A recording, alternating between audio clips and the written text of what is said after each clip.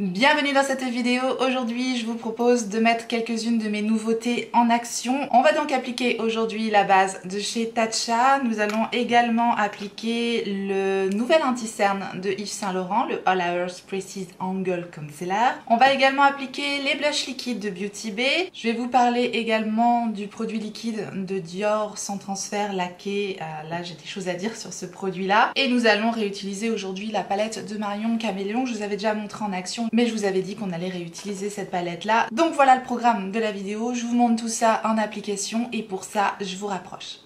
Voilà, comme d'habitude j'ai fait mes soins, j'ai déjà appliqué ma protection solaire, j'ai déjà fait ma première petite préparation que je vous montre tout le temps en vidéo avec l'hydrating mist de ELF, le petit baume contour des yeux de chez R.E.M. Beauty et j'ai mis l'huile à lèvres de chez Fenty. De toute façon tous les produits que j'utilise aujourd'hui, je vous les relisterai en barre d'informations comme d'habitude. Nous allons donc passer à la base et pas n'importe quelle base puisque dernièrement j'ai craqué pour The Silk Canva de Tatcha. Alors la marque Tatcha, je l'ai trouvée sur le site Space NK, c'est un site anglais dont je vous parle assez régulièrement et donc j'ai pu choper la marque Tatcha sur ce site là parce que j'avais très envie de tester cette fameuse base donc qui se présente sous forme de pâte comme ceci. Je l'ai déjà utilisé quelques fois. Il y a une petite spatule qui arrive comme ça avec la petite boîte, mais je préfère utiliser ma spatule comme ceci, que je trouve plus pratique tout simplement que cette petite chose là. Donc je vais vous montrer un petit peu de ce produit là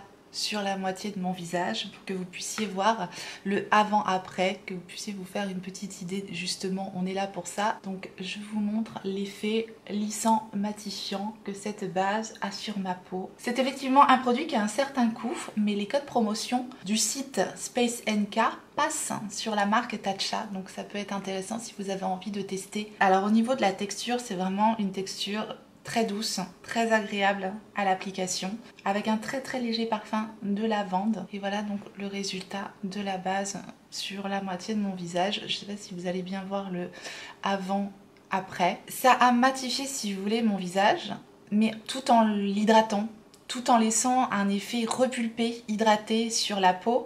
Et ça j'aime beaucoup parce que j'ai besoin d'hydratation sur mon visage. J'ai une peau mixte, elle porte bien son nom de Silk Canva parce que ça vient faire un effet lissé, repulpé, hydraté, matifié mais pas trop. Maintenant ça n'a pas un effet ultra floutant si vous voulez au niveau des pores lorsqu'on l'applique. En revanche quand on vient mettre son produit teint par dessus, ça réagit très bien. Donc c'est vrai que c'est une base qui me convient parfaitement à mon type de peau. Ils nous disent sur le produit un voile invisible de soie qui aide à prolonger la tenue du maquillage avec une formule riche et veloutée qui aide à matifier le teint. C'est tout à fait ça, on a l'impression que ça fait un voile très soyeux, très doux sur la peau, riche tout de même parce qu'on sent que ça repulpe, que ça hydrate, voire que ça nourrit la peau. Et en plus, il y a un léger côté matifiant. Je pense que c'est vraiment une base qui pourrait correspondre à pas mal de types de peau grâce à son effet multifonction en fait qu'elle a sur le visage. Je vais appliquer rapidement mon fond de teint par-dessus. Aujourd'hui, je vais utiliser le teint Idol Ultra Wear Care & Glow de Lancôme que j'ai en teinte 310N. Je l'applique avec le pinceau numéro 31 de chez Refer. Jusqu'à maintenant, donc effectivement, je ne l'ai pas testé énormément cette base, mais jusqu'à maintenant, j'ai eu aucun problème de tenue. Le rendu des produits est merveilleux par-dessus cette base. Ça me fait vraiment une très belle peau. Donc j'avoue être assez contente. Vu le prix du produit, effectivement, tant mieux, j'ai envie de dire. Mais tout de même, parfois, on met le prix et on n'a pas les résultats dont on rêvait. Et là, je suis absolument pas déçue du rendu de la base sur mon visage. Donc voilà pour la base. Alors, elle me convient à moi, mais on est quand même là pour savoir si ça pourrait vous convenir à vous ou pas. C'est vrai que c'est pas une base que je conseillerais aux peaux grasses. Je pense qu'elle n'est pas assez matifiante et qu'elle comble peut-être pas assez les pores pour un type de peau grasse. Vous voyez ce que je veux dire? Si vous l'avez testé, que vous avez la peau grasse et que ça fonctionne pour vous, n'hésitez pas à nous le partager en commentaire. Encore une fois, ça enrichira ma vidéo parce qu'effectivement je teste les produits sur mon type de peau, donc je ne fais que des suppositions sur d'autres types de peau, mais bien sûr n'hésitez pas à partager avec nous comme d'habitude. En tout cas voilà, moi c'est l'effet qu'elle me donne sur ma peau. Après à la question est-ce qu'il est nécessaire de mettre un tel prix dans une base, encore une fois non, ce n'est pas obligatoire de mettre un tel prix dans une base, elle a rien d'incroyable, elle va pas vous faire le café si vous voulez, clairement non. En tout cas moi j'ai craqué pour cette marque parce que vous avez très envie de tester cette marque, c'est vrai qu'on sent qu'on a un produit de qualité entre les mains. Je voulais quand même vous faire un retour plus précis sur cette base de Tatcha. Maintenant, nous allons appliquer le nouvel anti-cerne de Yves Saint Laurent. C'est le All Hours Precise Angle Concealer. Donc c'est un anti-cerne avec un embout carré comme ceci. Assez original, assez gros, mais précis à la fois. J'adore l'embout. Je vais vous montrer comment j'utilise les 3 teintes de ce produit-là. Je vous en ai déjà parlé du coup dans mes recommandations Sephora Gold, si jamais vous n'aviez pas vu la vidéo. C'est un anti-cerne qui est formulé à 85% en base de soin, et ça se sent. Ça prend soin de notre contour des yeux justement. Je vais vous montrer le résultat à l'application, il est merveilleux. La première teinte que je vais utiliser, c'est la MN7. Celle-ci, je l'utilise en correction, donc je vais le mettre directement sur mon cerne. Ça fonctionne à l'éponge ou au pinceau. J'ai testé les deux et ça fonctionne très très bien. Et regardez-moi la facilité d'application. Ça se fond instantanément dans le teint. C'est d'une finesse. C'est impeccable. Vraiment un des plus jolis anti-cernes de toute ma collection. Celui-là, vraiment, c'est un énorme coup de cœur. Voilà pour la correction offerte par cet anti-cerne. On n'est pas sur une couvrance totale. Attention, on voit encore mon cerne en transparence. Bon, aujourd'hui, je suis quand même bien gâtée par les cernes. Mais ce que j'aime tout particulièrement dans ce produit, c'est son côté absolument et totalement imperceptible sur le contour des yeux. On a vraiment une formule tellement fine, ça se fond intégralement. Donc effectivement, on n'est pas sur une couvrance totale, mais moi j'aime beaucoup, puisque j'adore les produits comme ça, imperceptibles. On a l'impression que je ne porte pas d'anti-cerne, mais ça a tout de même corrigé mon cerne. Le avant-après est quand même assez probant. Je fais l'autre côté. Là, j'ai donc utilisé la teinte MN7 en correction. Je vais vous la swatcher à côté de la deuxième teinte. Si vous hésitez entre plusieurs teintes, ça pourra peut-être vous aider puisque j'ai une teinte un petit peu plus claire. Autant que ça puisse vous donner une idée, je n'ai pas toutes les teintes, mais j'en ai 2 à vous proposer. Donc celle-ci, c'est la teinte LC5. Donc actuellement j'utilise celle-ci en correction et celle-ci plutôt pour appliquer tout simplement sur mes points de lumière. Donc je vais l'utiliser plutôt au niveau du coin externe de mon œil comme ça, j'en rajoute tout de même au niveau du cerne et je vais utiliser ça au niveau de mes points de lumière, donc ici et un petit peu au niveau du menton, voilà, juste comme ça.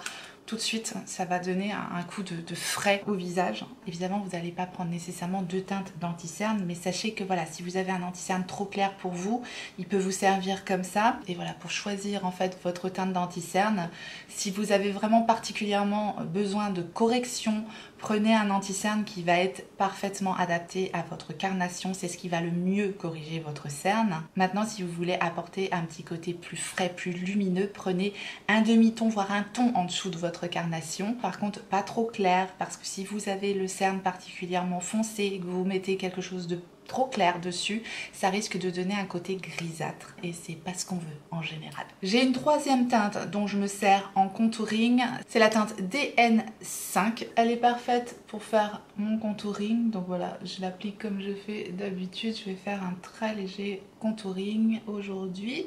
Je reprends mon éponge et je l'estompe avant que ça sèche. On est sur une formule qui se fond tellement bien au visage qu'on peut l'utiliser pour plein de choses.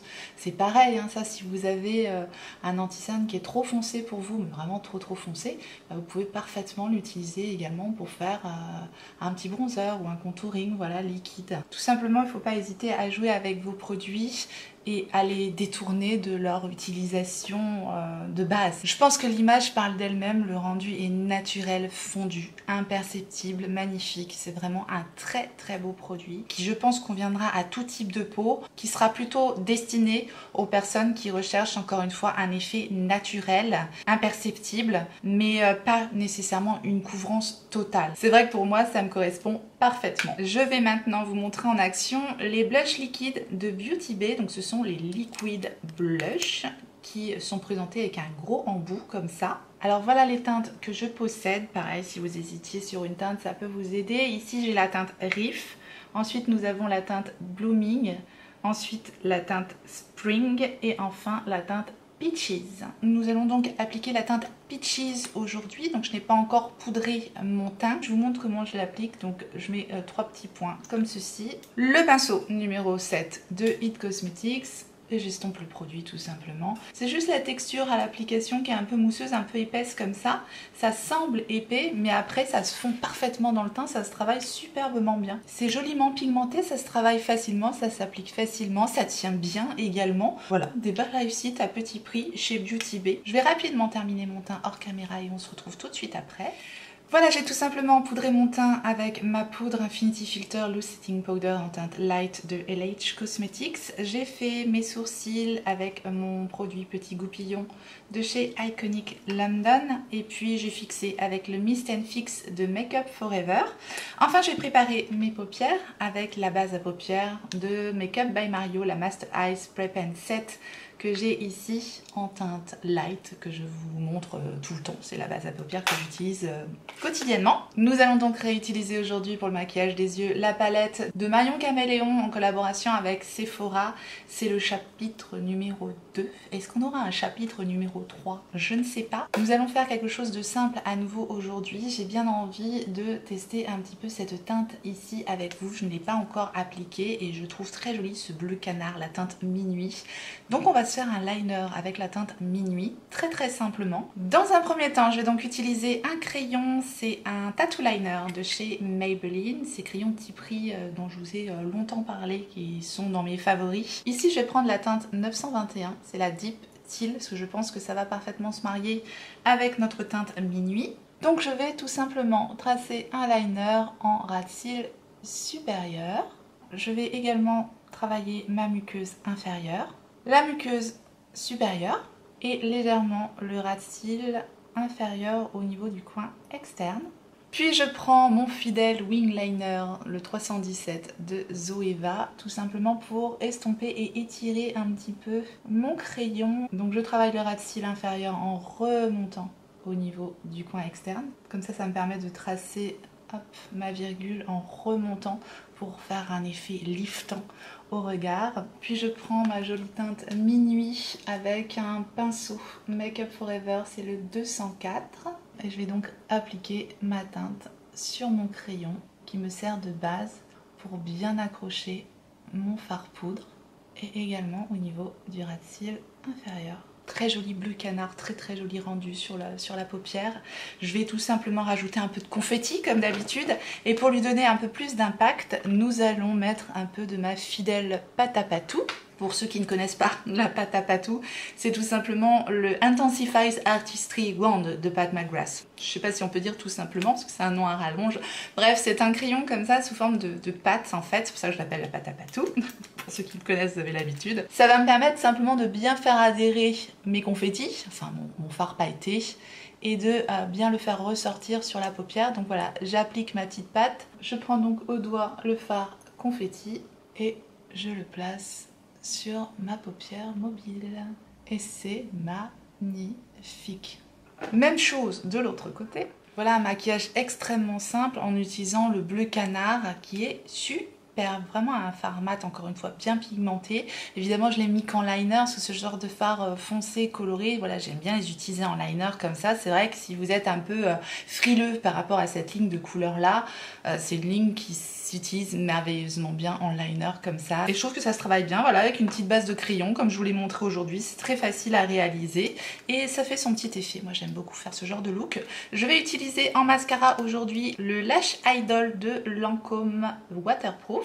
Mascara avec une brosse un peu incurvée comme ça en picoplastique. J'aime beaucoup le rendu de ce mascara, il fait un effet naturel déployé sur les cils. C'est vraiment ce genre de mascara qui va vous apporter de la longueur, de la courbure, sans faire de paquet. Voilà, en laissant vraiment ce côté naturel, fin sur les cils que perso j'aime beaucoup. Maintenant, si vous recherchez particulièrement du volume, effectivement, peut-être que ce ne sera pas assez pour vous, mais en tout cas au niveau longueur et courbure, c'est très joli. Voilà le résultat du mascara, je vous dis, ça reste naturel, ça reste fin et il a une excellente tenue aussi. On est sur un mascara waterproof. Donc voilà pour le mascara, j'aime son rendu fin, naturel, qui tient bien. Mais c'est vrai qu'en mascara type luxe, je préfère sur moi en tout cas le volume effet fossile de Yves Saint Laurent. Celui-là a vraiment un effet plus waouh. On termine donc avec les lèvres. Je vais donc appliquer ici le rouge Dior Forever Liquid. Donc c'est un rouge à lèvres liquide sans transfert avec un effet laqué. Ça va peut-être vous faire penser à quelque chose et pour cause. Je trouve que ce sont des produits très similaires aux produits de Maybelline, les Vinyl Ink justement. Donc ici j'ai la teinte numéro 100 et ici j'ai la teinte numéro 35 des Vinyl Ink de Maybelline. C'est pas tout à fait la même teinte effectivement, mais si vous voulez au niveau du rendu laqué vinyle sur les lèvres, c'est la même chose. C'est donc un produit qu'il faut bien secouer avant l'application. Je ne vais pas faire de contour des lèvres justement pour bien vous montrer le rendu à nu sur les lèvres. J'aime beaucoup l'applicateur, très précis, bien pointu comme ça. Il est impeccable. La pigmentation en un passage, impeccable également. Voilà le rendu à l'application. On va laisser poser, on va laisser sécher le produit et je vous montre après le côté sans transfert bluffant. Exactement comme les Vinyl Ink de Maybelline. Pareil, ils sont sans transfert. Pour les comparer directement, étant donné que pour moi, les Vinyl Ink, c'est des dupes à petit prix, je préfère l'embout du produit Dior. Vraiment, l'embout est génial pour une application précise. Je préfère la texture également des Dior qui est plus fine et surtout, l'ayant déjà porté plusieurs fois, c'est un produit qui a quand même un tout petit côté collant, mais moins que ceux de Maybelline. Ceux de Maybelline, ça me gênait quand même le côté collant. Ceux-là, ils ont encore un côté légèrement collant, mais moins, je trouve, que ceux de Maybelline. Moi, ceux-là, j'aime bien mettre un petit baume par-dessus en milieu de journée. C'est vrai que je finis par pas aimer le côté collant de ceux-là. Mais ceux-là, en revanche, c'est vraiment extrêmement léger. On n'a presque pas ce côté collant. Donc je suis absolument ravie, moi qui adorais le rendu des Vinyl Ink, mais qui était gênée par leur côté collant, si vous voulez. Effectivement, c'est pas le même prix. On est sur du Dior ici, mais la formule est ultra réussie. C'est très fin. Et je vous dis, on perd ce côté un peu désagréable collant. Et je les trouve plus fins, plus confortables sur la bouche. Donc c'est une grosse réussite pour moi. Maintenant, bien sûr, si vous n'avez pas du tout le budget pour ces produits-là, sachez que vous pouvez retrouver les Vinyl Ink de Maybelline. Ils sont en vente sur Amazon, d'ailleurs c'est pas cher. Donc ça peut être une bonne alternative, un bon dupe à petit prix de ceux de Christian Dior, sauf que ceux de Maybelline, ils sont sortis avant. C'est légèrement parfumé, sachez-le aussi si vous supportez absolument pas les produits parfumés. Et donc maintenant, je vais vous montrer le côté sans transfert de ce produit. Ça, c'est génial, vraiment. Il y a tout ce qu'il faut dans ce produit, c'est une grosse réussite. Ils ont juste réussi à corriger les petits points qui me gênaient dans le Maybelline, sauf qu'effectivement, encore une fois, voilà, c'est pas le même prix. Mais si en tout cas vous avez adoré les Maybelline et que vous avez envie de vous offrir un produit Dior, magnifique et superbe teinte numéro 100, c'est parfait, ça va avec tous, un très joli bois de rose ici. Et voilà le résultat donc de notre look du jour avec ces produits en action. Voilà, n'hésitez pas à me partager votre avis sur les résultats, sur ces produits. Encore une fois, si vous les avez testés, ce que vous en pensez. Comme d'habitude, partagez avec moi en commentaire, ça sera un plaisir. Je vous remercie infiniment d'avoir regardé cette vidéo. J'espère que ça vous a plu, j'espère que ça aura pu vous aider si vous hésitiez sur certains produits. En tout cas, j'espère de tout cœur que vous avez passé un bon moment. Et si tel est le cas, faites-le moi savoir en me laissant un petit like sous la vidéo et en vous abonnant si jamais vous n'êtes pas encore abonné. Bienvenue à vous, activez votre clochette pour savoir quand est-ce que je ressortirai une vidéo. Et en attendant la prochaine, n'oubliez pas, on n'a qu'une vie. Et moi, je vous fais des gros bisous.